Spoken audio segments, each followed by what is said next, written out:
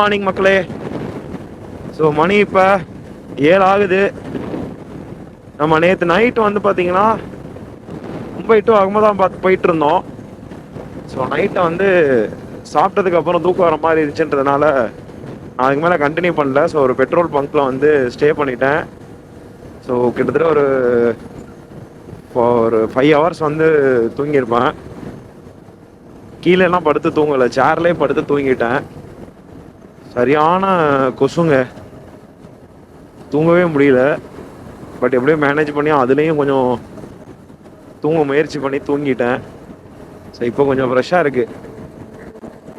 Night drive பண்ணுறப்போ தூக்கம் வருது அப்படின்னா கண்டினியூ பண்ணி வண்டி ஓட்டக்கூடாது.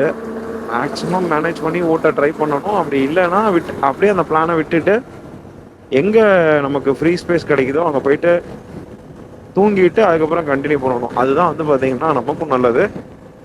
நம்ம ட்ராவலிங்கோட இந்த டைமே வந்து பார்த்தீங்கன்னா அழகாக கொண்டு போயிடலாம்.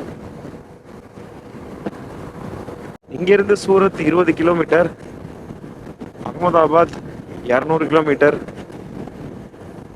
ஸோ நாம் அங்கே போயிட்டு ரூம் எடுத்துட்டு அங்கே தான் ஸ்டே பண்ண போகிறோம். இன்னைக்கு நேற்று விட்ட அந்த கிலோமீட்டர்ஸை வந்து இன்னைக்கு நம்ம கவர் பண்ண போகிறோம். இன்னைக்கு தாங்க இயர்லி மார்னிங் ரைடு பண்ணுறேன் நான். எனக்கு தெரிஞ்சு மோஸ்ட்லி நம்ம லேட்டாக தான் கிளம்பிட்டு இருப்போம். சீக்கிரமாக கிளம்புவோம் அப்படின்னு சொல்லிட்டு எப்படியோ மேனேஜ் பண்ணி வந்தாச்சு. பயங்கரமாக டிராஃபிக் ஆயிடுச்சுங்க. ஒரு 6:45 6:30 போல் வந்து நம்ம ரைடு ஸ்டார்ட் பண்ணோம்.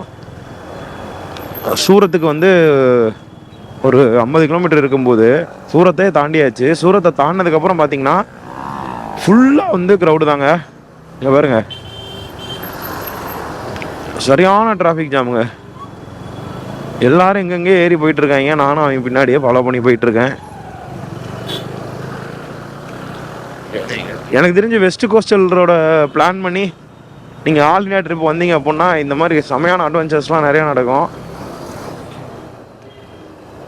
நம்ம 160cc பைக்குன்றதுனால தான் நம்ம கொஞ்சம் ஸ்லோவாக போயிட்டுருக்கோம். நம்ம பிளான் பண்ண மாதிரி போக முடியல.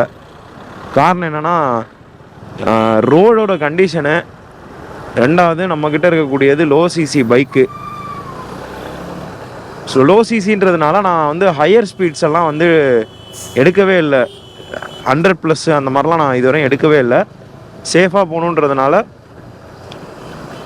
70, 80, 90 இந்த மாதிரி 3 ஆவரேஜ் ஸ்பீடை மட்டும் மெயின்டைன் பண்ணி போயிட்டுருக்கேன். அதான் நமக்கும் சேஃபும் கூட.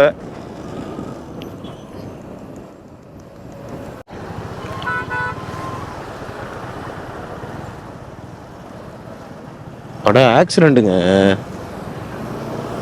ஆக்சிடெண்ட் ஆயிடுச்சு.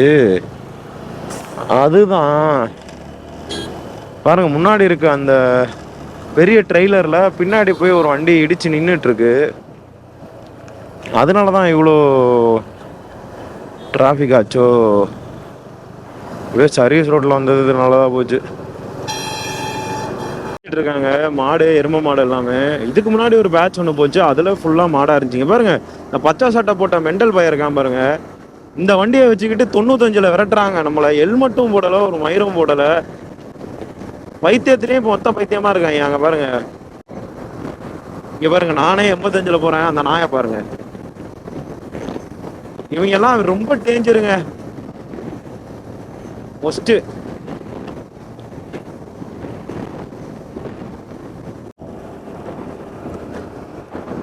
லாரி ஆக்சிடென்ட் ஆயிடுச்சுங்க. நடு ரோட்டில் கவுந்து கிடந்துச்சு. Container tanker lorry.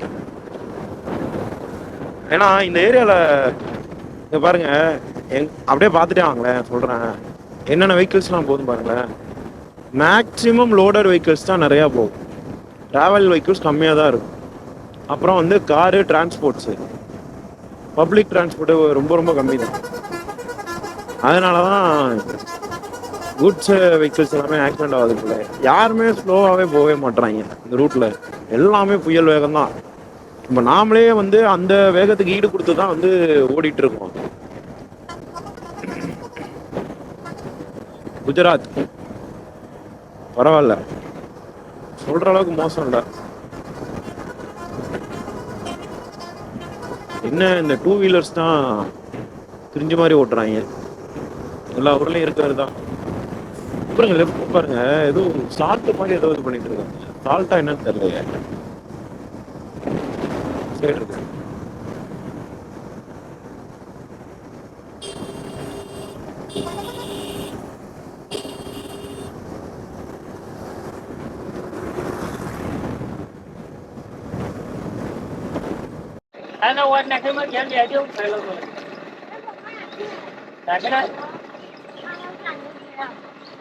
कैमरा में सब वीडियो करती है। हाँ जी, रोड की भी आ जाए। हिंदी थोड़ा थोड़ा मालूम. हिंदी இந்த தம்பி தாங்க எவ்வளோ நம்மகிட்ட பேசியிருந்தாப்புல, அப்புறம் இவர் பேசிட்டு இருந்தாப்புல. பாய். அவங்க 2 பேர் தாங்க நம்மக்கிட்ட வந்து பேசிகிட்டு இருந்தாங்க. எங்கேருந்து வரீங்க, என்ன பண்ணுறீங்க, என்ன பைக் இது, எப்படி வந்தீங்க, வெயில் இவ்வளோ அடிக்குது அப்படின்னு நிறையா பேசிகிட்டு இருந்தாங்க. பரவாயில்லைங்க, மக்கள் எல்லாம் நல்லவங்களாக தான் இருக்காங்க. எல்லாரையும் அப்படி தப்பாக சொல்லிட முடியாது. ரொம்ப ஸ்மூத்தாக தான் நம்மகிட்ட பழகுறாங்க, நல்ல விதமாக தான் பேசுகிறாங்க. எல்லாத்தையும் சந்தேகப்பட முடியாது. இருந்தாலும் புது ஊருன்றதுனால நாம் எப்போதும் போல் கொஞ்சம் உஷாராகவே இருப்போம். என்ன நடக்கும்னு தெரியாது. 1ஆம் தேதி கன்னியாகுமரியில் ஸ்டார்ட் பண்ணோம் இல்லையா நம்மளோட ட்ரிப்பை. இன்றைக்கி வந்து 7ஆம் தேதி மதியானம் 1:40 2:30 மணிக்கு வந்து நம்ம அகமதாபாத் போயிடுவோம். இது வரைக்கும் நான் ஒரு 100 பேர்த்துக்கு மேலே வந்து கண்டிப்பாக மீட் பண்ணியிருப்பேன். அவங்க எல்லாருமே நம்மக்கிட்ட ரொம்ப ஃப்ரெண்ட்லியாக, என்ன ஹெல்ப்பாக இருந்தாலும் நீங்கள் எனக்கு கூப்பிடுங்க அப்படின்னு சொல்லிட்டு நம்ம இன்ஸ்டா ஐடியையும் நம்பரையும் வாங்கிட்டு அவங்க நம்பரையும் ஷேர் பண்ணிட்டு போயிருக்காங்க. ஸோ மக்கள் எல்லாமே நல்லா தான் இருக்காங்க, அதெல்லாம் ஒரு பிரச்சனையும் கிடையாது. நம்மளை நீங்கள் சோலோ ரைடரா, எப்படி எவ்வளோ தூரத்துலேருந்து இவ்வளோ தூரம் ட்ராவல் பண்ணி வந்தீங்கன்னு சொல்லிட்டு எல்லாருமே வந்து பயங்கர எக்ஸைட்டடோட அந்த ஒரு கேள்வியை மட்டும் எல்லாரும் திரும்ப திரும்ப கேட்குறாங்க. நான் எல்லாத்துக்கும் ஒரே பதில் தான் சொல்கிறேன். எனக்கு வந்து இது 6 வருஷ கனவு, 6 மாதத்துக்கு முன்னாடி பிளான் பண்ணது. இதுக்காக நான் வந்து என்னோடய வேலையவே வந்து நான் விட்டுட்டு இந்த ட்ராவலை வந்து நான் கண்டிப்பாக பண்ணி முடிக்கணும் அப்படின்றதுக்காக தான் நான் இவ்வளோ எஃபோர்ட் போட்டிருக்கேன். ஸோ அதுக்காக நீங்கள் பண்ண வேண்டியதெல்லாம் ஒரே ஒரு சப்போர்ட், இந்த வீடியோ லைக் பண்ணிவிட்டு நம்ம சேனலை சப்ஸ்கிரைப் பண்ணிக்கோங்க. உங்கள் ஃப்ரெண்ட்ஸுக்கும் இது மாதிரி ஒருத்தன் இருக்கான்டா, ஆல் இண்டியா ட்ரிப்பு சோலோவாக பண்ணிகிட்டு இருக்கான், அதுவும் வெஸ்ட் கோஸ்டல் ரோட்ல இருந்து ஈஸ்ட் கோஸ்டல் ரோடு வரைக்கும் அவன் என்டையர் இந்தியாவே வந்து ஃபுல்லாக ட்ராவல் பண்ண போகிறான், அவனோட ட்ராவல் எப்படி இருக்க போகுது அப்படிங்கிறத பாருங்கள் அப்படின்னு மட்டும் சொல்லி நம்ம சேனலை அவங்களுக்கு ஷேர் பண்ணி விடுங்க. அவங்களும் நம்ம வீடியோ பார்க்கட்டும், பார்த்து நமக்கு சப்போர்ட் பண்ணட்டும். ஸோ இந்த டஃப்பான ஒரு ட்ராவலை வந்து பார்த்திங்கன்னா நான் ரொம்ப கஷ்டப்பட்டு பிளான் பண்ணியிருக்கேன். ஸோ இதில் வந்து பார்த்தீங்கன்னா எக்ஸ்ப்ளோரிங் கம்மியாக இருக்குது அப்படின்னு சொல்லிட்டு தயவு செஞ்சு ஃபீல் பண்ணாதீங்க. நீ 10,000 கிலோமீட்டருக்கு மேலே வந்து நம்ம கவர் பண்ணணும். நம்மளோட பிளானிங் வந்து ஒரு 40 டேஸ் தான் வந்து இந்த டூரோட பிளானு. 40 டேஸில் நம்ம முடிச்சிட்டோம் அப்படின்னா it's a big record. So அதுக்காக தான் நான் இவ்வளோ கஷ்டப்பட்டு இதை பண்ணிகிட்ருக்கேன். ஒரு 160 சிசி பைக்கு, கம்ஃபர்ட்னஸ் வந்து நம்ம எதிர்பார்க்க முடியாது. லக்ஸுரி பைக்கில் இருக்க கம்ஃபர்ட் எதுவுமே எதிர்பார்க்க முடியாது. பட் ஆனால் இந்த பைக்கை நான் ரொம்ப கஷ்டப்பட்டு ரெடி பண்ணி இந்த ட்ரிப்பையும் ஆல்மோஸ்ட் 3ல் 1 பங்கு வந்து நம்ம ரீச் பண்ணியாச்சு. எஸ், அஃபிஷியலாக நம்ம பைக்கை கன்னியாகுமரியில் எடுத்து இப்போ வரைக்கும் 2,900 கிலோமீட்டர் பக்கம் நம்ம ஓட்டிட்டோம். நம்மளோட பிளான் வந்து 10,000 கிலோமீட்டரு, அதுக்கு மேலேயும் போக நிறையா வாய்ப்பு இருக்குது. ஸோ அதனால் நான் எவ்வளோ சீக்கிரம் வந்து டெஸ்டினேஷன்ஸை கவர் பண்ண முடியுமோ அவ்வளோ சீக்கிரம் வந்து ரைட் பண்ணி கவர் பண்ணிகிட்ருக்கேன். அந்த கேப்பில் கொஞ்சம் கொஞ்சமாக ரெஸ்ட் எடுத்துகிட்ருக்கேன். ஸோ உங்களுக்கு வீடியோவும் வந்து நான் எடிட் பண்ணணும். ஸோ அதனால் பார்த்து நீங்கள் சப்போர்ட் பண்ணுங்கள். சரி வாங்க, இன்னொரு 40 கிலோமீட்டர் அகமதாபாத் போயிடலாம். Welcome to Gujarat. ஸோ நான் ரூம் ஆல்ரெடி பார்த்துட்டேங்க, பட்ஜெட்டில் தான். ரூம் ஆக்சுவலாக எந்த மாதிரினா பேக் பேக்கர்ஸ்க்குன்னு சொல்லிட்டு அங்கே ரூம்ஸ் இருக்குது. ஸோ அதில் பெஸ்ட் ரேட்டிங் வாங்கின மாதிரி ஒரு ரூம் ஒன்று நான் பார்த்தேன். ஸோ அங்கே தான் வந்து பார்த்திங்கன்னா லொக்கேஷனும் போட்டிருக்கோம், சிட்டி சென்டர்லேயே இருக்குங்க. ஸோ ட்ராவல் பண்ணி வர்றவங்க மேக்ஸிமம் booking.com யூஸ் பண்ணிக்கோங்க. எனக்கு தெரிஞ்சு நிறையா சீப் அண்ட் பெஸ்ட்டு ரூம்ஸு, ட்ராவலர்ஸ்க்கு ஏற்ற மாதிரி டோர் மேட்ரிஸ் அந்த மாதிரி கிடைக்கும். பெட்டர் நீங்கள் வந்து தனியாக இருக்கணும் அப்படின்னு நினச்சிங்கன்னா அந்த மாதிரி தனி ரூமாக எடுத்துக்கோங்க. இல்லை ஜஸ்ட்டு தூங்கி எழுந்திரிச்சு கிளம்புறதா அப்படின்னா உங்களுக்கு 300லேருந்து 500 ருபீஸ்க்குள்ளே டோர் மேட்ரிஸ் கிடைக்கும், வித்து ஏசி ரூமாக கிடைக்கும். ஸோ உங்களுக்கு கொடுக்குற அந்த பெட்டை மட்டும் நீங்கள் யூட்டிலைஸ் பண்ணிக்கலாம். அப்புறம் கபோர்ட் கொடுத்துருவாங்க, திங்ஸை சேஃபாக வச்சுக்கலாம். அப்படிதான் நாவி மும்பையில் நம்ம ரூம் எடுத்திருந்தோம். நல்லா இருந்துச்சு. அது ஃபுல் ஏர் கண்டிஷன் பண்ணி ரொம்ப ஹைஜீனாக வச்சுருந்தாங்க. 500 தான் நம்ம பே பண்ணியிருந்தோம். பட் இங்கே வந்து பார்த்தீங்கன்னா அதை விட கம்மிங்க, 400 ருபீஸ் தான். ரிவ்யூ பார்த்தேன், செம்மையாக இருந்துச்சு. நீங்கள் ஒரு வேளை வரீங்க அப்படின்னா யூஸ் பண்ணிக்கோங்க. டெல்லி இங்கேருந்து 1000 கிலோமீட்டர் இருக்கு போல். அப்படியே அப்பா 2 நாள் ஆகிடும் போகிறதுக்கு, நாம போகிறதுக்கு. ஆனால் நம்ம தான் டெல்லி போகிறது இல்லையே. நம்ம west coastal and east coastal and north east தான் கவர் பண்ணுறோம். ப்ளஸ் ஜம்மு அண்ட் காஷ்மீர், லே எல்லாமே பண்ண போகிறோம். மக்களே, அஃபிஷியலி நாம் இன்னைக்கு அகமதாபாத்துக்குள்ள என்ட்ரு ஆகிட்டோம். இது ஒரு one of the oldest city. இங்கே பாருங்கள், இதுதான் என்ட்ரன்ஸு. ஸோ எல்லாமே ஏதோ பிச்சு போட்ட மாதிரி போட்டு வச்சுருக்காங்க, ஒன்றும் புரியலை. நல்லாயிருக்கு பார்க்குறதுக்கு. நம்ம அங்கே கேட்வே ஆஃப் இந்தியா பார்த்தோம் இல்லையா மும்பையில், அதே மாதிரி இருக்குது பாருங்கள். ஸோ நம்ம வந்து இந்த சைடு போகணும். இங்கே தான் ஹோட்டல் இருக்குது. ஸோ இந்த ஹோட்டல் வந்து பார்த்திங்கன்னா சிட்டிக்குள்ளேயே இருக்குங்க, சிட்டி சென்டர்லேயே லொக்கேட் ஆகிருக்கு.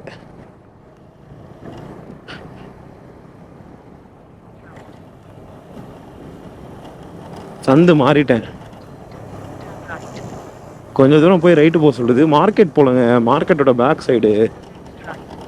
ஐயோ, இந்த ஊர்லேயும் வெயில் கொடுத்துதுங்க. இப்போ நான் வந்தேன் 50 கிலோமீட்ரு, சத்தியமாக முடியல, ஓட்டவே முடியல. அப்படி ஒரு வெயில் அடிக்குதுங்க.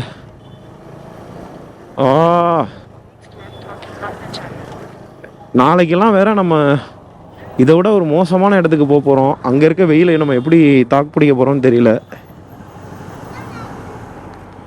எங்கே போக சொல்லுது? இங்கே பாருங்க, கோட்டையோட என்ட்ரன்ஸ் இந்த பக்கம் இருக்குது. பட் ஆனால் இந்த கோட்டை வந்து ரொம்பவே பயங்கர டேமேஜான கண்டிஷனில் இருக்குது. ஸோ இந்த ஏரியாவில் தான் வந்து பார்த்திங்கன்னா நமக்கு ரூமும் இருக்குது. இப்போ ஸ்ட்ரைட்டாக போக சொல்லுது. 650 மீட்டர்ஸ், 650 மீட்டர்ஸ் போனோம் அப்படின்னா நமக்கு ரூம் வந்துடும்.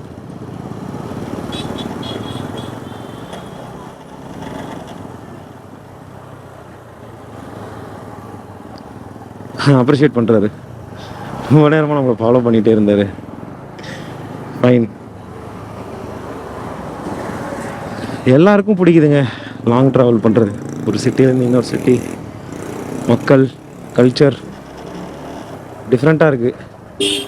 இந்த ட்ரிப் மூலம் நம்மளால் 100% எங்களை கல்ச்சரை வந்து எக்ஸ்சேஞ்ச் பண்ணிக்க முடியாது. பட் மேக்ஸிமம் மக்கள் எவ்வளோ ஃப்ரெண்ட்லியாக இருக்காங்க அப்படின்னு சொல்லிட்டு பார்க்க முடியும். இந்தியாவுக்குள்ளே இவ்வளோ ஃப்ரெண்ட்லியாக இருப்பாங்க அப்படின்னு சொல்லிட்டு நான் நினச்சதே கிடையாது. ஏன்னா நம்ம ஊரில் ஆட்கள் வந்து வேலைக்கு தாங்க வராங்க. வேலைக்கு வந்ததுனால தாங்க அவ்வளோ பிரச்சனை. மனிதர்கள் என்ன பண்ணுறது, வந்தவங்க எந்த பிரச்சனையும் பண்ணாத வரைக்கும் எந்த பிரச்சனையும் இல்லை. ஏதாச்சும் ஒரு பிரச்சனை ஆகும்போது தாங்க எல்லாத்துக்கும் பயமாயிருது. இங்கே பாருங்கள், ஐஸில் வந்து இது பண்ணுறாங்க. வரும் போயிட்டு ரெஃப்ரெஷ் ஆகிட்டு வருவோம். கொஞ்சம் பர்ச்சேஸ்லாம் பண்ண வேண்டியிருக்கு. நம்ம வரும்போது எல்லாத்தையும் பார்ப்போம். ஸோ ஆப்போசிட் ரோட்டில் அங்கே இருக்குங்க பஸ்ஸு பாருங்கள். அடேங்கப்பா, டபுள் டிக் பெரிய பஸ்ஸுங்க. ரயில் பஸ்ஸா? அது பேர் தப்பாக சொல்லிட்டேன். Shared auto. சிக்னல்லாம் இருக்குது, ஆனால் எப்போ ஒர்க் ஆகும் தெரில. மதியான நேரன்றதுனால ஒர்க் ஆகல போல். So backpackers hostel.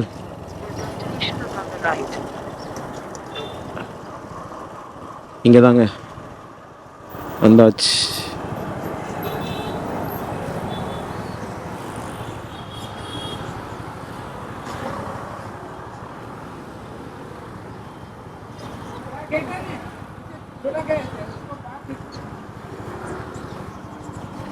Okay, இந்த கேட்டை ஓப்பன் பண்ணி போக சொல்கிறாரு.